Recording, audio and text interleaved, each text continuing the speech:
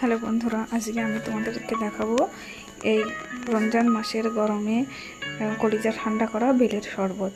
আমি প্রথমে একটা বেল নিয়েছি এবং বেলের ভিতরে রসগুলো ভালো করে আমি শ্বাসগুলো একটা চামচ দিয়ে তুলে নেব এবং সেগুলো ভালো করে চিপে জলের সঙ্গে গুলে নেব।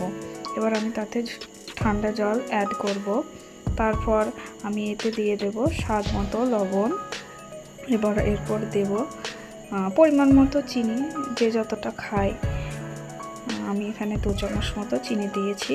তারপর এটাকে ভালো করে মিক্সড করে নিয়েছি। তারপর আরেকটু জল দিয়ে দেব এবং তাতে লেবু দিই।